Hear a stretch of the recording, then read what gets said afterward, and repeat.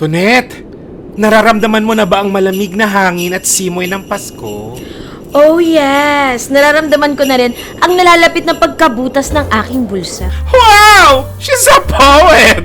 But worry no more! Dahil narito na ang Laz Affiliates Program para tulungan kang kumita ng extra income online. Ay, perfect for me na gustong kumikita habang nasa bahay lang. Correct, bukod sa dagdag income, tutulungan ka rin ng Laz Affiliates Program na ma-fund ang mga passion mo at mga profession na gusto mong i-pursue. Ay, bet ko yan. Sige, magsasign up na ako dahil ready na ang card ko para sa Lazada 12/12 Mega Sale. Tara, wag mo akong kakalimutan mabigyan ng regalo ha. Te!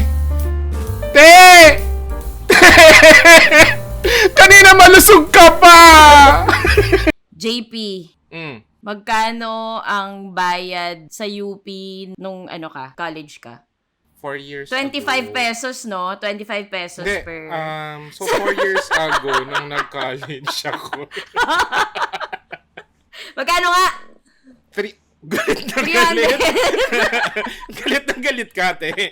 300 pesos. 300, oo. Per Tapos, unit, oo. yung after natin, naging 1,500 per 1,000. unit. Oo, te, ang laki Yes. nun talaga. Ang laki nung 1,500 per unit. Hindi, parang 1,000 ata muna, tas 1,500. Tapos naging Parang ganun. 1,500. Oo. Yung sister ko, 1,500 eh. Tapos, minsan, di ba, magto-21 units per sem ka? Oo. Oh Diyos my ko, kapag... God. So, hindi mo Tapos talaga miscellaneous tatapusin ng fees 4 pa. years. Oo, tapos, para makapag-apply ka for STFAP, which is the student, Student Scholarship. Assistant. Oo, ME route. Ang daming papeles na i-apply, 'di ba? Ang daming ang issue diyan dati sa UP na parang pag in-inspect tas may nakitang flat screen TV. Wala, minus na kasi para bang Oo. Or minus kapag na. dalawa yung cellphone sa pamilya nyo, parang wala na. Oo. Ano ka na, bracket D ka na, yung mga ganun kalayo. Oo, na para bang wala talagang pag-asenso dapat sa buhay para makakuha. Anyway, kaya bawal kayo umasenso. Bawal kayo magka-TV. Maki-TV kayo sa kapitbahay, ganun. Hindi, wala. Nabanggit ko lang kasi ang ating guest for today sa Quickie episode natin ay ang principal sponsor. Totoo. Siya lang naman ang Ng- principal sponsor. Yes. Sorry, small things. Pasensya na. Small things. So, sa mga nanonood sa atin, na mga nasa state universities and colleges, na free yung tuition, At We have mga to miscellaneous fees. miscellaneous fees, we have to thank our guest for today sa Quickie episode natin, Senator Bam Aquino! Hello! Yay! Hello! Hi, Direk Tunet, Direk Yes. JP, and sa lahat ng mga loyal Ang Walang Kwentang podcast listeners, magandang araw. Hello. Yes, Yes. finish tayo ni Senator Bam. Nahiya ako sa pores ko. Parang bedroom eyes ka Sorry, pati yung camera ko kasi yan, sorry. Yung camera ko hindi masyadong maganda. It's not my face. Anyway, it's not my face. Ay, meron tayong mga VVIPs dito. May sabi, PUP alumni here. Yes. Si So, sa lahat. Rosel. So, ngayon, free tuition na for state universities. May tatanong ako dun, Yes. sir. Ano yung masasabi nyo? Kasi merong, so hanggang ngayon, di ba, na tatamasa yan ng mga, nasa mga state use. Pero anong masasabi nyo dun sa mga kritiko niya na, kunyari sa UP, na ang karamihan na raw na nag-aaral sa UP Diliman, Oo UP nga. Manila, etc. Mga mayayaman, ganun. So parang ang nakakakuha ng privilege na yun ay hindi rin naman masyadong kailangan. Parang kaya rin naman nila magbayad. Anong masasabi niyo sa mga critics? O, di ba? Well, Wiki episode natin talagang diretso tayo. I Seryoso think ka. why speak? Circa 2004. Why 2004. speak? Marami talagang critics yung batas na yan, no? Pero yan, napasa natin yan in 2017. I was, fourth year ko yun sa Senado, and we started to work on that 2016, napasa in 2017. And yung batas para sa libreng kolehiyo, ginagawang libre ang lahat ng tuition sa mga state universities and colleges and some local universities and colleges. And dagdag scholarship sa mga private universities, sa mga estudyante na nangangailangan sa mga private universities. So malaking batas talaga siya. Malaking pondo, malaking batas. Kung titingnan mo yung kabuuan ng mga estudyante, meron talaga, may konti talaga dyan na masasabi mong may kaya, may konti dyan, And most of them nakakonsentrate sa mga UP, no? Specifically UP Diliman and UP Manila. So, yung kritisismong yan, valid siya, pero kung titingnan mo yung kabuuan ng mga tinutulungan ng batas, maliit na porsyento lang yan. I would say 90% ng natutulungan ng batas talagang nangangailangan talaga. 95% nangangailangan kasi yung 5% doon, ano sila, hindi sila stable, no? Hindi stable yung kanilang kinalalagyan ng kanilang pamilya. Maybe may 5 to 7% dyan na dapat mag-opt out na lang sa programa. Pwede ka kasi mag-opt out eh. Siguro kung Pwede. naka-BMW ka, nagmamaneho ka ng BMW papunta sa UP, Diyos ko naman, mag-opt out ka na sa programa, di ba? Pwede ka mag-opt out and you can pay your way.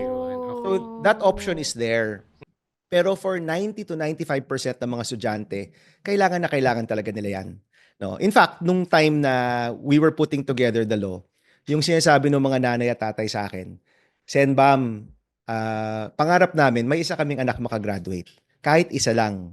Sa 3 naming anak, sa 4 naming anak, kahit isa lang makagraduate, masayang-masaya na kami. And most of the time, pinipili pa nila. Sino yung mag-aaral, sino yung magtatrabaho muna. Di ba napakasakit, di ba? Napakahirap nun, no? So, we knew, alam namin na mahalaga siya para sa maraming Pilipino. Alam namin na 30 years na tong pinaglalaban. You know, hindi naman ako yung una nag-isip niyan eh. 30 years nang pinaglalaban yung batas na yan, pero hindi siya mapasa-pasa. And sabi ko, when I got the chairmanship of education nung 17th Congress, sinabi ko sa mga kasama ko na I'm getting this chairmanship kasi gusto kong ipasa to. It's about time na mapasa na natin to. So, in fairness, nagkasundo. Even that time, magulo yung politika. Ngayon, magulo ulit yung politika. At that time, magulong-magulo yung politika. Super! Oh my Super! God. At that I time, think yun yung consistent, sir. Sa dulo ko. yes, magulo pa rin. But, kahit magulo, kaya nyo to actually pass meaningful reform eh. Kahit magulo, kaya nyo maghanap ng time na, hindi, mag-agree tayo dito na kahit sa ibang bagay hindi tayo sumasang-ayon, pero sa libreng kolehiyo, mag-agree tayo. And, you know, kahit nung una may oposisyon, ayaw ng private schools, eventually dinagdagan namin yung scholarships for the students in private schools, eventually nagkasundo, eventually, isipin mo, as a member of the minority, nasa oposisyon ako noon, na pirmahan ng presidente nung time na yun, that's President Duterte's time, it was funded and implemented. And even now, during this administration, funded and implemented siya. Of course, gusto kong mas pondohan pa at mas palakihin pa, no? But at least kahit papaano, funded naman yung ating state universities, no? So, we put together the law. We're very proud of that law. At up to this point, siguro mga ilang milyon na rin yung natulungan ng batas. And I'm really very, very happy na hanggang ngayon, fully implemented at fully funded siya. Yes, ang ganda. Yes. Dahil education is a right Oo. and not a privilege. Exactly. By the way, the True. fact na batas siya, ibig sabihin nun, nire-recognize ng Estado na kailangan niyang tulungan ang mga Pilipino na nais makapagtapos ng kolehiyo.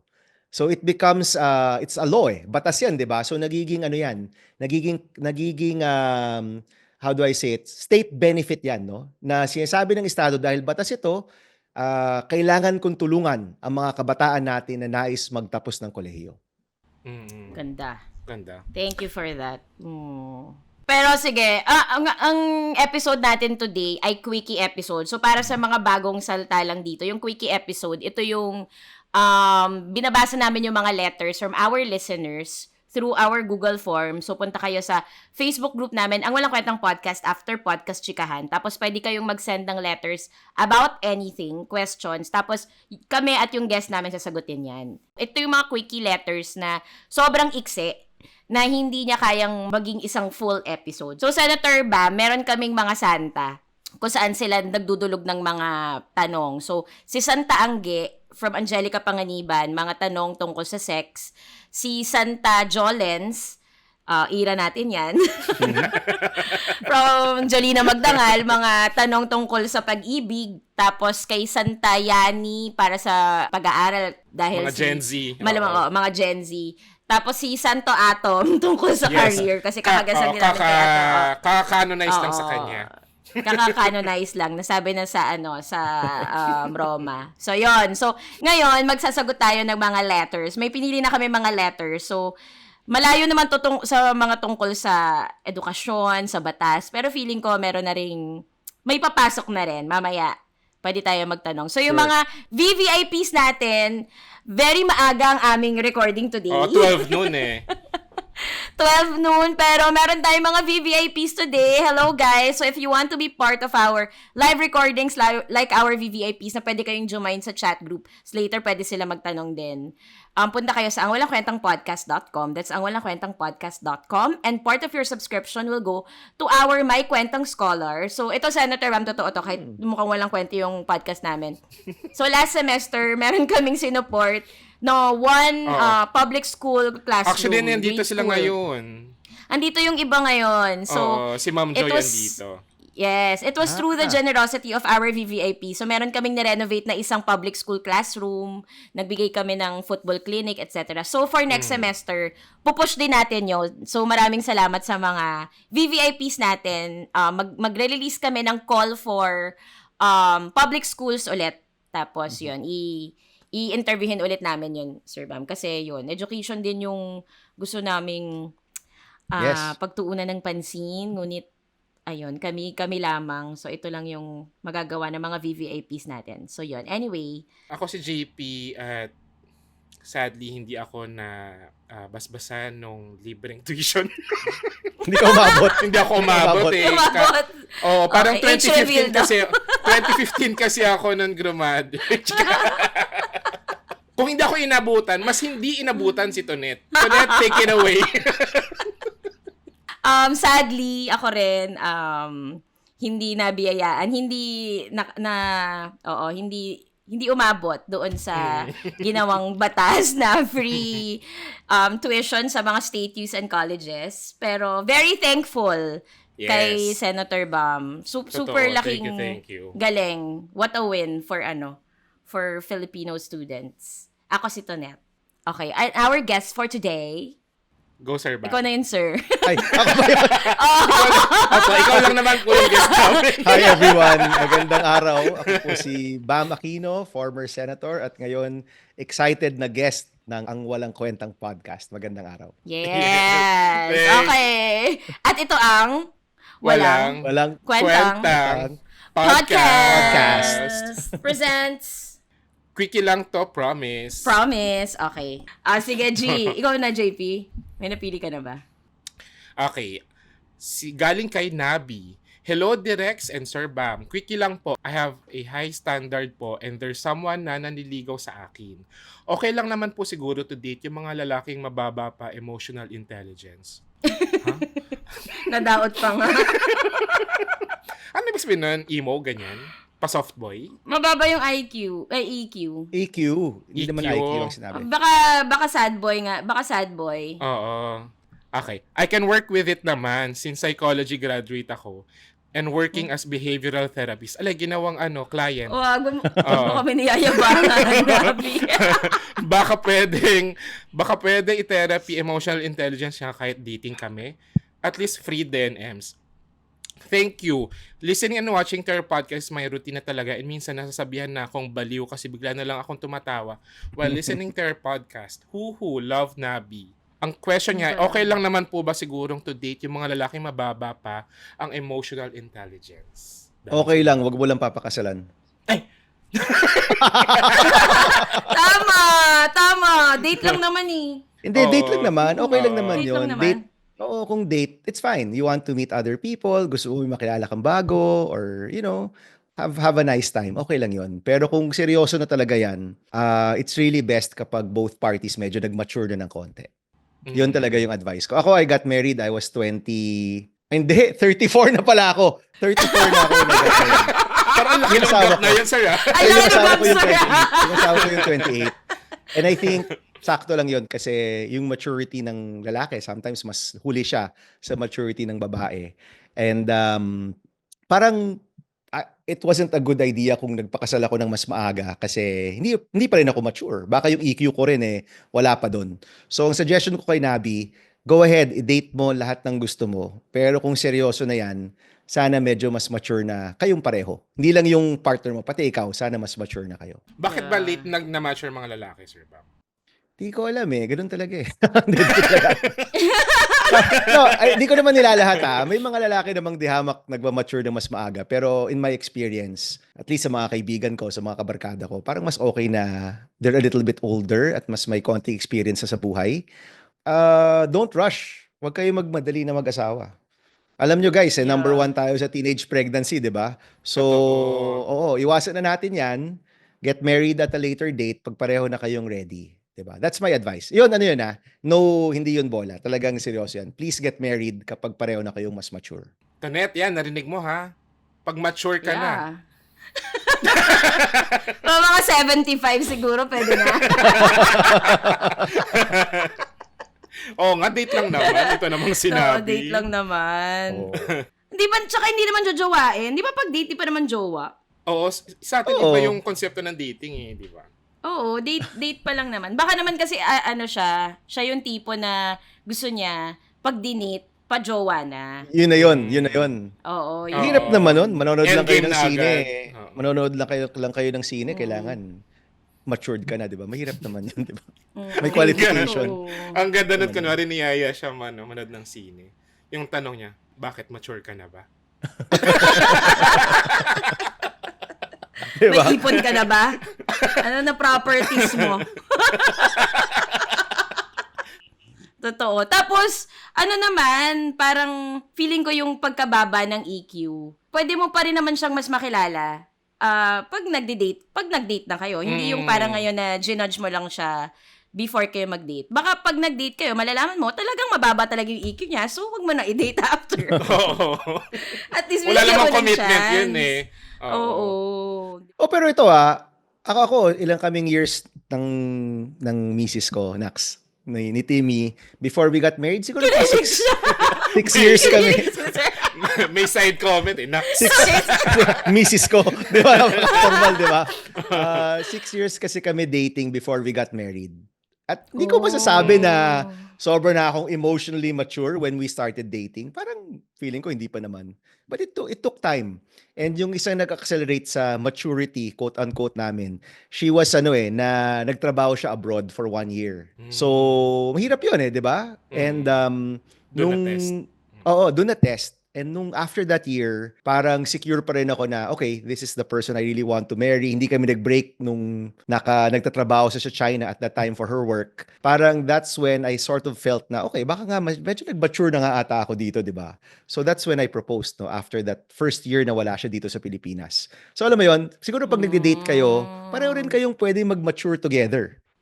Sinasabi ni Sir Bam, baka kasi it's a tie. Parang sila hindi mature. Parehas lang naman tayo dito, di ba? Parehas lang naman. Kung judgmental, di ba? Baka sinabi, baka ikaw rin naman pala. Actually, yung pagsusulat niya ng letter na to, I think it's a sign of immaturity. It's a sign. Sabi ni Nabi, wala naman ako sinabing mature ako Wala naman ako sinasabi Oo. Tsaka Nabi, since merong nanliligaw sa'yo, may gustong makipag-date sa'yo. I'm sure may iba pang gusto makipag-date din sa'yo. So, go, collect lang, di ba? Ganyan pag pretty. Ganyan pag pretty. Pag pretty ka, kunin mo na yung pretty privilege kasi hindi lahat may ganyan. Paano kung wala Kunin siyang mo pretty na. privilege? Oo nga. Hindi. Pero kasi, I know her. Pretty talaga siya, di ba? Hindi lang niya nakikita. Meron ng isang gustong mag-date sa kanya. So, go mo lang. Or ang pwede niyang gawin, kapag nagde-date sila, huwag niyang ipasagot lahat dun sa lalaki para walang commitment. Ganun ba? Pasagot meaning sa gastos? Yung Ganun? mga gastos, Sa gastos. dapat half-half. Para kapag kunwari, tinigil niya yung pakikipag-date, walang attachment, walang sumbatan. Parang walang walang sisihan, Utang na gano'n loob. na. Oo. Okay. Nung bagets ako, ganyan din yung, philosophy ko. Hati. Really? Ganyan, sir. Parang up to the last centavo. Parang pag kunyari, magba-Burger King. Hoy, Burger King, taas. Hindi man lang Tokyo. Sorry. Jollibee.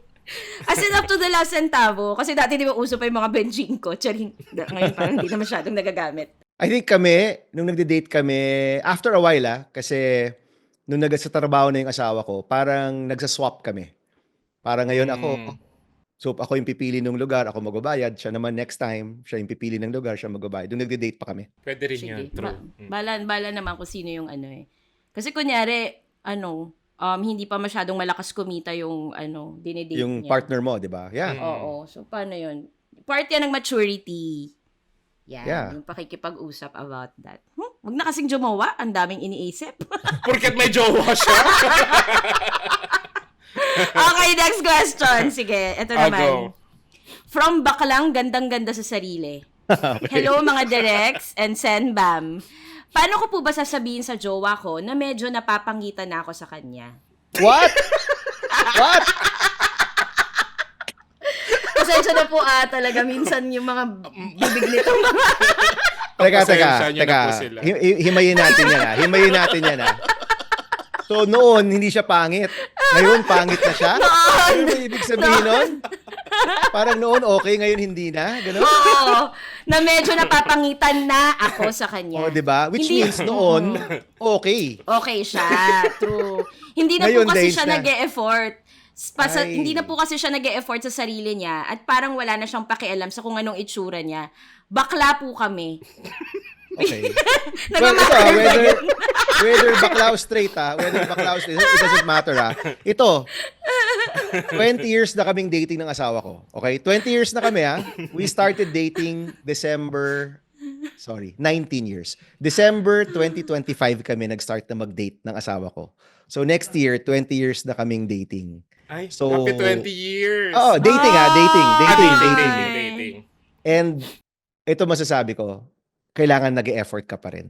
Ang alam ko, si Timmy, effort siya, ako effort rin ako. For each other. Hindi naman yung exad siya, pero alam mo lang yun, you want to look good for each other, di ba? You want to be healthy for each other. Mahalaga yun. So ako, valid yan sa kanya na kung feeling niya yung isa, hindi na nag-e-effort, kailangan niya kausapin yun. Pero paano nga niya daw sasabihin, sir? Oo nga, sir. Paano niya sabihin? Parang, Ano ba? alam mo, be, ang pangit mo Be? na. Sa true lang. Or hindi, be. ganito.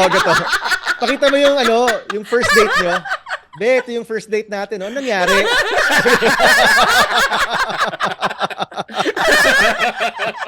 In a Be, nice ikaw way, ba to, be? Charing. Nakaka-offend yun, In a nice way. Oo Pero nga, paano mo parang- sasabihin? Pero interesting yung question niya kasi totoo yan. Or kung siya, nag-e-effort siya at mahal ka talaga ng isa, mapapansin na yan na kung yung partner ko nag-e-effort, siguro mag-e-effort rin naman sana ako. Kasi, alam mo, sign na niya na. Ito, di ko iniintriga si, ano pangalan niya? Baklang maganda? Gandang-ganda sa sarili. Mm. Hindi kita iniintriga, pero kung ikaw nag-e-effort, tapos yung partner mo parang hindi na gano'ng nag-e-effort for you, isip-isip ka na, man. Ay. Isip-isip na yan. Some Di food ba? for thought Di ba? for you. Oo. Di ba? Isipin nyo. May nagsabi, di ba minsan we are a reflection of our partners. So, ibig sabihin, baka pangit ka na din. Again, patas-patas lang pala to, di ba? It's a tayo naman pala. It's a tayo. Look in the mirror. Oo. Look in the mirror. Oo. Who is that Totoo. girl I see? Staring back at me. Ang ganda. Ang ganda. ito. Alam mo, ang dami Ito. ka, for example, sa mga pag makikita ka sa mga nagde-date, na alam mong matagal na sila, kapag kunyari, yung isang babae, postura, as in naka-dress, nakakulot, naka-makeup, tapos yung kasama lalaki, naka-tsinelas. Ako yan, kami yan. Kami yan. Baka nakasalubong ito, mo sila, Sir Bam. yung effort sa lalaki at effort sa babae, sometimes iba siya. Or yung sabi, kunyari, nag-e-effort ako, maybe hindi sa pagdadamit. Kasi ako, I don't really dress up, di ba? Pero I try to be healthy. I'm trying to be healthier now.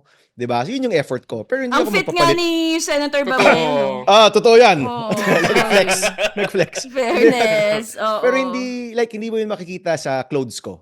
But Mm. yung misis ko, makikita na yun sa parang my trying to be healthier, di ba? So Yes. effort doesn't mean nagiging mas magara yung damit mo. Di ba? Iba-ibang paraan yan ng pag-e-effort, right? Papakita ni Senator Bam sa asawa niya yung colonoscopy niya. Hindi. Guinness. HbA1c, glucose level, Creatinine. Sugar niya. Tignan mo yung sugar level ko. para Healthy sa ito, ako. honey. Para sa ito. Naka-t-shirt lang ako, tsaka tsinelas. Pero, tinan mo, yung tae ko maganda. Honey, di mo makikita sa katawad ko. Pero sa loob, okay ako sa loob. Inner beauty. Ikaw, JB, paano mo sabihin? Kasi Bex daw tong dalawa, I think Nakakatawa pakita niya yung yung ano. bakla po kami. Tapos ako I think ipakita niya yung picture. Tapos sabi niya, I miss the man I was with him. Wow! In-English ko kami. But ito pero sometimes like hindi naman talaga, baka may pinagdadaanan. So, 'di ba, yung pagpapapangit, sometimes stress 'yan or may mga issues, may mga problema. Baka naman kung tulungan niya yung problema ng partner niya, gaganda at gagwapo na rin 'yan. Hindi ba? Hindi ba? Inisip ko lang kapag ganun, parang niya sabi parang, love, may problema ba? Kasi pumapangit ka na kasi. Hindi, ito totoo Kasi to oo. Totoo sa stress, mapangit ka talaga eh. Hindi talaga. Honestly nung after the 2022 election, sobrang, I mean, 'di ba? Grabe 'yon, guys, 'di ba? So, after the 2022 elections, marami sa atin depressed, 'di ba? Of course, I was the campaign manager during that time. I gained 15 pounds after not during, after. I gained 15 pounds. I had COVID 2 times and for the first time sa buhay ko, nagka-psoriasis ako here in my scalp. Oh no. Like ito, pulang-pula. As in, pumunta akong doktor, sabi niya, Sen, ano lang yan, stress yan, walang gamot yan. That's just stress. So, baka nga talaga kapag, medyo may pinagdadaanan ka, talagang papangit ka talaga eh. 'Di ba? So, tulungan mo na lang yung partner mo sa mga problema niya. Baka naman, may makeover from inside, 'di ba? Why not? Kapag nasa isang relasyon, dapat hindi nawawala yung attraction. So, baka mamaya, feeling ko, nawawala na yung love. Kumahanap na lang ng way out, gano'n. Yung lust. Nawawala na yung lust. Feeling ko. Oo. Kasi parang, kahit anong mangyari, parang kahit papano, dapat meron ka pa ring attraction sa partner mo. Sobrang important yun. Sexual That's so attraction, important. di ba? Physical attraction. Yeah. totoo. Kaya nga, di ba, kunyari, kapag kunyari, jumawa ka ng pangit. Kunyari, jumawa ka ng pangit, pero ikaw, hindi mo nararamdaman na pangit siya. Pero kasi mahal mo siya eh. I think coming from experience na to, Net. Coming from experience ba ito, Net? Hindi. Or kanya-kanyang totoo type to. yan. Baka naman pangit sa iba, pero para sa'yo, hot na hot pero ka sa sa'yo, kanya. sobrang pogi niya, sobrang hot niya. Pero sa totoong buhay, hindi. Pero parang isang hudyat 'yon na parang hindi mo nawawala na yung love mo o yung yung dati, yung pag-ibig, yung romance kasi parang gumising ka na lang parang, "Huy, What happened? what happened? Is this really you?" Pero yun, i-check mo din yung sarili mo. Actually, parang kaya mo nga paano mo nga, kung ikaw to, Net, di ko sinasabi na may experience ka sa ganito.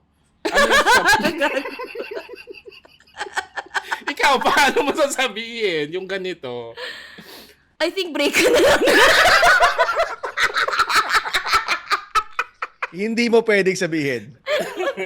Hahanap ka ng ibang paraan para masabi sa Oo partner nga mo. Oo, ang hirap. Honestly, kung gawin ko yan sa asawa ko, patay ako dyan. Or gawin niya yan sa akin, sobrang ako ma-offend, Oo. di ba? Oo. Hanap ka ng Oo. best friend niya or something, di ba? Or kaya sabay kayo magpa-derma, ganyan. Sabay kayo magpaano. Pag sinabi nung partner mo, alam mo, parang pumapangit ka na. Ay, paano ko hindi papangit? Tinutulog ka ba ako dito? Pag uwi mo sa bahay, natutulog ka lang, ganyan. Pero alam mo, ito medyo napaisip ako Lagi ako niyayaya ng misis ko na pumunta sa derma. Baka yun yung way niya to tell me. Di ba? Honey, okay magpa-drip tayo para healthy tayo. Baka, kasi sa derma yun sa belo yun. Oo, totoo. Yung drip. Yun yung way niya to tell me I na, honey, think- pumapangit ka na. Okay, papasukin po natin yung asawa ni Senator Bam. Nandito po siya sa kabilang Face to face. Saring- Face to face. Honey, is this your way of telling me? I'm no longer Siya pala attracted to, to you. no? Siya pala to. Pero, ayun, parang ang hirap nga. Parang kahit na sobrang close kayo, no? Kahit ang tagal nyo nang mag-partner, ang hirap pa rin. May mga bagay pa rin mahirap sabihin kasi makaka-offend ka talaga. So, bahala ka na. Wala kaming sinabi. At least na labas mo si, baklang gandang-ganda sa sarili. Happy for you. Happy for you na maganda ka. So, yung full name niya, baklang gandang-ganda sa sarili, pero pangit na pangit sa partner niya. Yes, totoo full name niya. yan. Totoo yun. Okay, ikaw, JP. Last question, Last question. Your advice po on people who want to live a significant life through their passion but are less privileged to do so. Yung takot na parang maging sell-out sa kapitalismo. Yun. Well, ito yan. The truth in our country is, pag graduate mo, naghahanap ka na kaagad ng trabaho para makatulong ka sa family mo. That I think is common sa napakarami sa atin. And hindi yun mawawala, yung kagustuhan mong tumulong sa pamilya mo. But kailangan mo ring isipin kung ano ba yung mga bagay na bagay sa na gusto mo ring gawin. And I always believe merong magandang intersection 'yan. No, posibleng hindi ka maging kasing yaman ng mga classmates mo who really went all out sa business or sa corporate world. Pero kung magaling ka, masipag ka, passionate ka, you will find a place na may trabaho ka, magandang ginagawa mo, nakakatulong ka pa rin. Yung extreme kasi dyan yung mahirap eh. You find yourself working in a place na hindi ka talaga masaya, kumikita ka pero hindi ka masaya. In the end, ikaw rin yung mahihirapan, and in the end, makakaapekto rin yan sa family mo. Ito yung paniniwala ko, we're best kapag ginagawa natin yung talagang bagay sa atin, yung kung ano yung nagpapatibok sa puso natin. But the reality is, may mga sakripisyo yan, may mga timing yan, maybe postpone mo muna ng konti, help your family first, or you accept a job na maybe hindi siya kasing laki yung kikitain mo, pero sapat pa rin for your needs and for your family. So, may mahahanap ka diyan. It's the reality. Yan ang reality sa atin. Ako, when I graduated from college, most of my friends, nagtrabaho sila sa mga big companies. Ako, nag-NGO ako. Back in 1999. And choice ko yon. Of course, I could make that choice, 'di ba? A number of my other friends, hindi nila choice yon. They had to work talaga in other companies kahit di nila gusto kasi kailangan ng tulong. So, swerte ka if you can make that choice. Kung nahihirapan ka, help your family. Find a way. Once you move up, once you move forward, hanapin mo yung magandang sweet spot or yung intersection na yon. Pero in the long run, let's say ako, I've been working for 25, 26 years already. Kung ganito ka na katagal nagtatrabaho and hindi ka talaga masaya sa ginagawa mo, in the end, ikaw, yung family mo, pati yung gusto mong tulungan, magsasuffer din sila. So, find a way to get to a place na masaya ka sa ginagawa mo. That's my advice. I don't know about you guys. Ako po hindi. Charing. Pero agree ako, totoo. Kasi lalo na dito sa Pilipinas na ang hirap i-pursue yung passion kapag wala kang pera. Exactly.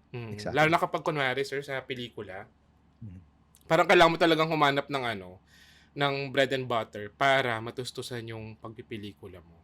Exactly. That's why maraming nag-ad agency, advertising, di ba? Exactly, no? But you find the balance. May mahanap ka na rin balance doon. Si Tunet, di na po niya kailangan yun kasi medyo na siya. Okay na. Nakaluwag-luwag. Ayos na. Advertising ako ngayon eh.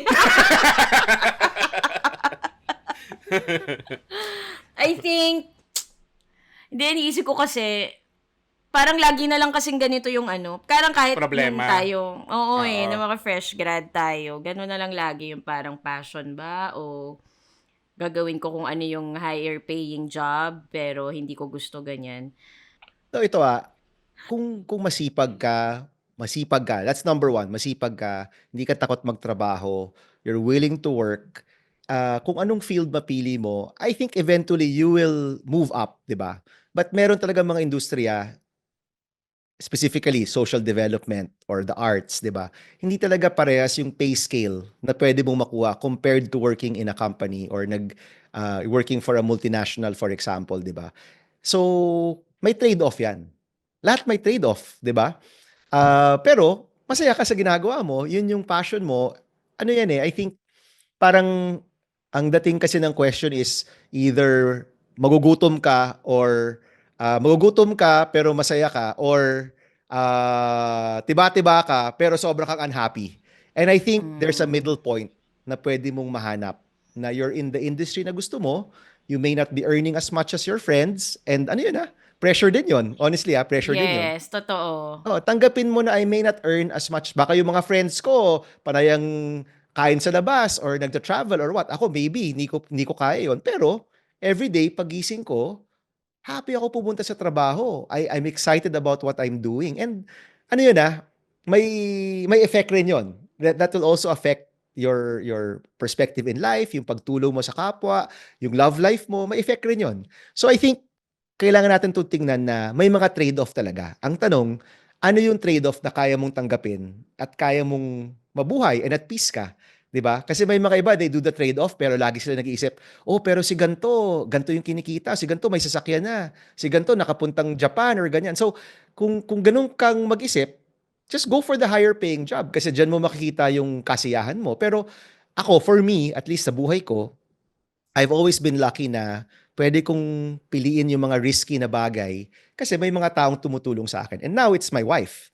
You know, my wife, as some of you may know, works in a corporate job. So hindi siya nagnegosyo, hindi siya nag-social development, hindi siya nagpolitiko. She is the general manager of a company. 'Di ba? So yung trabaho niya, yun yung sinasabi yung ano yun, sell out na kapitalismo. Sa kapitalismo. And my wife, yun ang gusto niyang gawin. Yun ang type niyang gawin. She likes running that company, 'di ba? And dahil nag-usap kami, when I went into politics, sabi niya, honey, I will take this kind of job na 15:30, may sweldo ako, very structured. May benefits. Ikaw, may benefits, may insurance.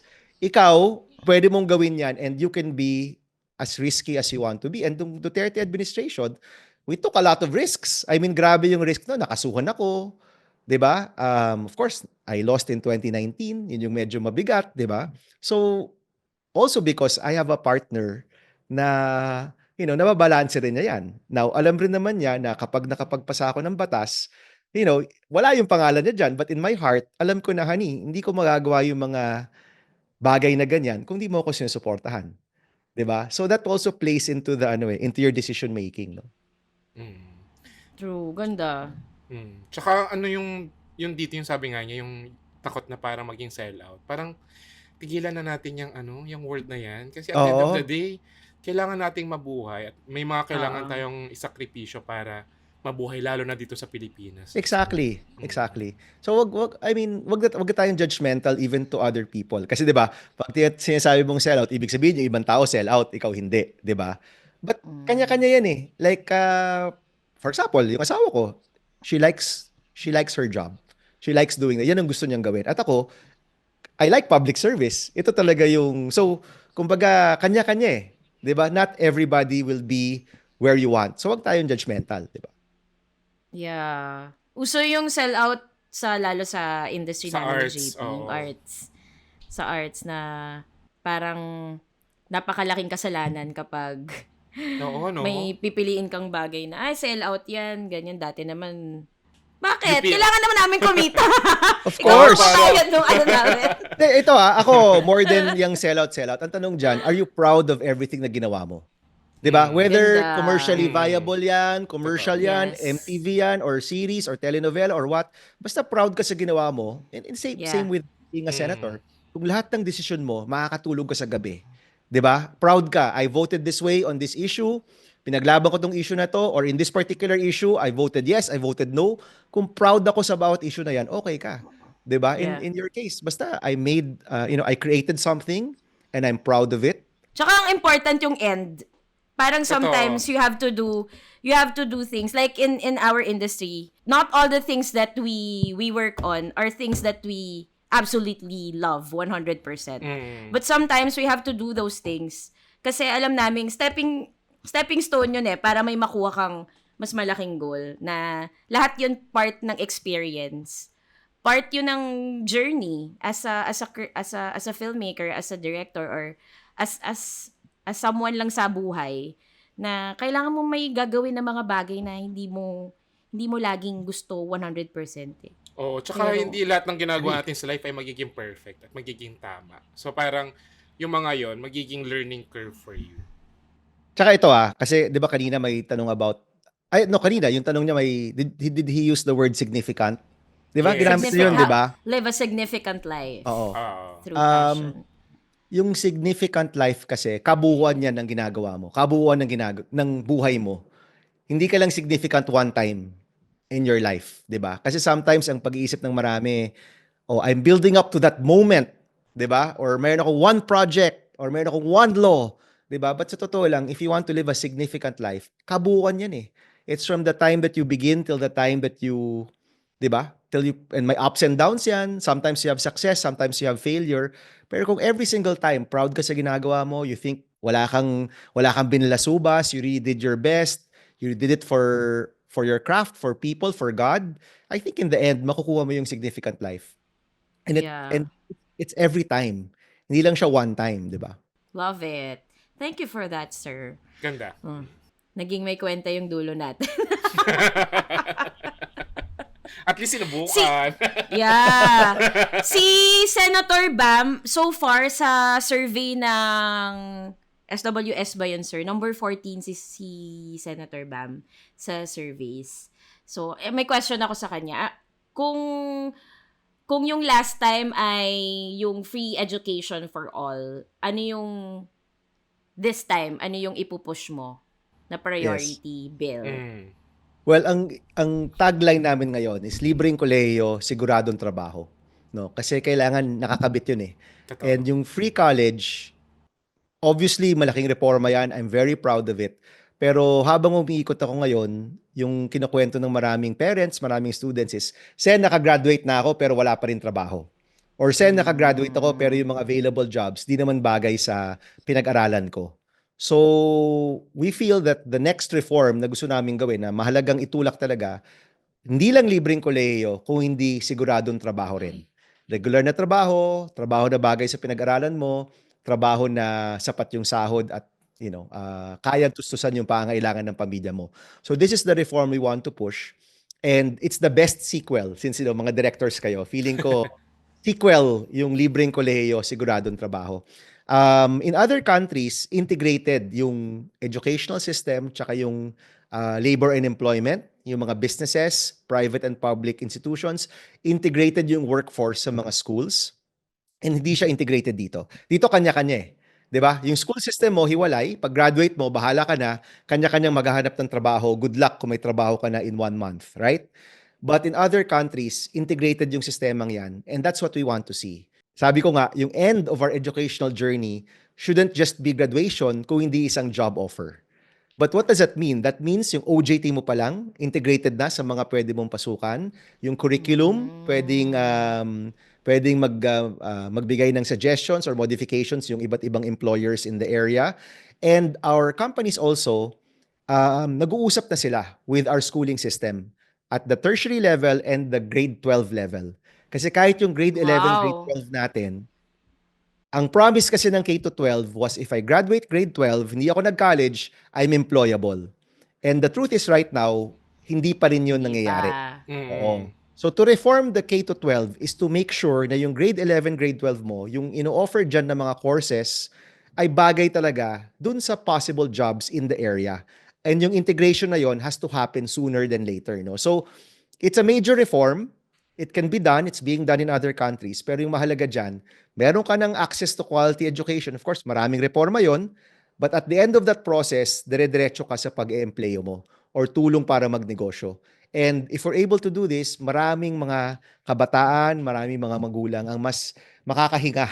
Kasi alam nila na sa haba-habang process ng pag-aaral, meron kang mararating. Now, right now, our educational system, nasa crisis level talaga yan. We're really at a crisis. Aminin na natin, medyo problemado na tayo. Before COVID, nagka-COVID, naging mas problemado pa tayo. Plus, maririnig mo pa na maraming corruption issues with confidential funds. Yes. Mga laptop na mabibili mo sa Tiangge ng 8,000 pero binibenta ng 45,000. Marami kang maririnig na ganyan. And education is so important na kailangan lahat tayo nakafocus dito.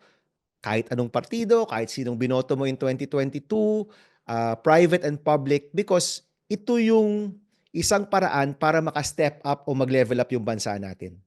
Kung hindi natin to ayusin ngayon, hindi aangat yung Pilipinas. And that's what we all want to see, na umaangat yung buhay natin, umaangat yung bansa natin. Our educational system needs this focus. And yung isang reforma na alam kong kayang gawin and importante sa maraming tao is to make sure na kapag may access to quality education ka, meron kang available jobs na nandyan na pwede mong kunin. So yun yung magiging focus namin for next year. No? Ganda. Sana, actually, totoo yan, sir. Kasi parang nung time namin. So, di ba nga, kasi kami graduate kami sa UP. Tapos, kapag parang nung time na yon, parang kapag daw graduate ka ng UP or yung Big Four, Ateneo, UST, LaSalle, ganyan, siguradong meron kang trabaho after. Pero nung graduate naman ako, parang ilang buwan akong nganga. Kasi parang hirap. Grabe yung competition sa trabaho. Hindi mo alam kung saan ka mag-a-apply. So, sobrang laking tulong kapag nangyari yun. Na parang alam mo kung ano yung direction na pupuntahan mo. Merong guidance, no? Yun yung mahalaga dyan eh. Merong yung the state is able to provide support and guidance for all Filipinos na naghahanap ng trabaho. No, right now, medyo kanya-kanya pa rin yan eh. 'Di ba? Bahala na kayo sa buhay nyo. Kanya-kanya. But the information na mahalagang malaman, hindi nakukuha. Yung integration ng mga schools at mga businesses, hindi nangyayari. And for many companies, magpapa-job fair. At the end, hindi rin napupunuan yung mga slots kasi ibang-iba dun sa pinag-aaralan ng mga bata. Or, nag-hire sila and then for the first 6 months, meron ka pang training. 'Di ba? Nag-aral pa tayo just to study again in the companies, 'di ba? Kasi i-retrain ka pa. So why can't we have itong training na ito, yung skills na kailangan at the school level, no? Whether it's grade 11, grade 12 or at the tertiary, mahalaga na seamless yung process na 'yon. And yun yung isang reform. Again, people will say kasi Sen, imposible naman 'yan. Yung state tutulungan ako magkatrabaho, but in other countries ginagawa na 'yan. It's the same conversation dun sa libreng kolehiyo. Marami nagsabi, Senator Bam, loko-loko ka, di mo magagawa yan. 30 years nang pinagalaban yung libreng kolehiyo. I'm sure nung estudyante tayo, di ba? Nagrarally na yan, di ba? Free college, di ba? Yes. 30 years na yan nirarally, what makes you think na ikaw kaya mong gawin yan? Pero nagawa natin yan. Di ba? So in the same way, itong siguradong trabaho can also be done kung nag-concentrate lang yung mga lingkod bayan natin. Kung nakafocus talaga sila sa pangangailangan ng tao, magagawa yan. Kung yung utak, para kumita, or para manalo sa next elections, or para makipag-away, mawawalan ka talaga ng opportunity to really focus on the problems of people. And I think simple lang, mga Pilipino, they deserve nothing less kung hindi mga tao mag-focus sa mga problema nila. Ang isa kasi sa pinaka mga kasinungalingan, the lies that they share with you or that they try to tell you is pare-parehas lang naman yan. 'Di ba? Kahit sinong manalo, pare-parehas lang naman yan. Yung buhay ko, ganun rin yun. But, tanungin mo yung 3 milyong families na nakaranas ng libreng kolehiyo, masasabi nila, hindi. With a good reform, may tulong yan sa buhay ko. 'Di ba? So, in the same way, I'm hoping na hindi kami pare-parehas. Kung talagang mag-focus sa mga problema ng tao, kaya natin makapagbigay ng solusyon sa mga problema ng Pilipino. Kaya natin makatulong. And that's what I'm hoping to do next year sa Senate. Ganda. Galing, ganda. Sir, Senator Bam, next time, balik ka kasi para pag-usapan naman natin yung iba pang mga issue like reproductive health, like iba pang mga issue. Divorce. Gusto kong divorce, Sure. ano pa ba? Soji bill. Yes. Soji bill, ganda. Mga ganyan. Oo. Yan yung mga... Tapos, since kapag quickie episode na tayo today, yung mga next nating mga episodes, talagang pag-usapan natin yung mga kailangan.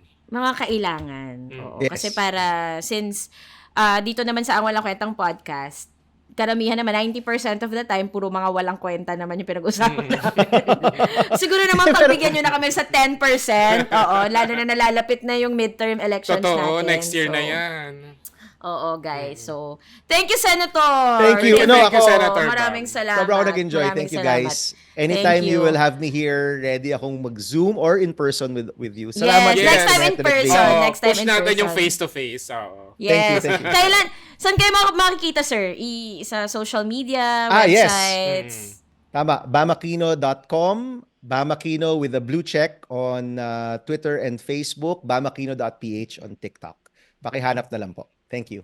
Yes. Yes, may TikTok. Nag-TikTok. Nag-APT ka ba dun, sir? Lahat. Thanks, sir. These days, lahat kailangan gawin. Oo, sir. Actually, kailangan. Oo. Sayaw, Oo. kanta, topless. Joke lang sa topless. Get ready with me. Get ready with me. Ganyan. Thank you, sir. Thank you, sir. Thank you. Salamat. At thank you sa Thank mga you, everyone. VVIPs Salamat. natin. Oo. Bye! Bye, guys. Ayan. So, sa mga brands dyan, baka naman you like to partner with us, feel free to email us at ang walangkwentangpodcast@gmail.com. And if you like this episode and podcast, please follow us on Spotify and click the follow button. Sorry. Sa YouTube naman, click like and subscribe. Maraming salamat sa mga nag-subscribe sa atin. Sa YouTube, 25,000 subscribers na tayo. Thank you 25 guys na sa ba yun? YouTube. Ayaw nga, 25,000 na. Thank you. Thank you so much, guys. And ipupush namin na mas marami pa sanang mga travel vlogs na pupuntahan namin na mga iba't ibang mga lugar na kakain kami, ganyan. Tapos, pupush din namin na lalo nga nalalapit na yung midterms elections. So, Totoo. pupush natin yung mga important na mga issues na kailangang mapag-usapan. Ayun. Thanks, guys! Thank you, Maraming guys. salamat. Register to Bye! vote. Yeah. Wala, natapos na, Mi. Oo nga pala. Oo. Vote! Vote! Bye! Bye-bye!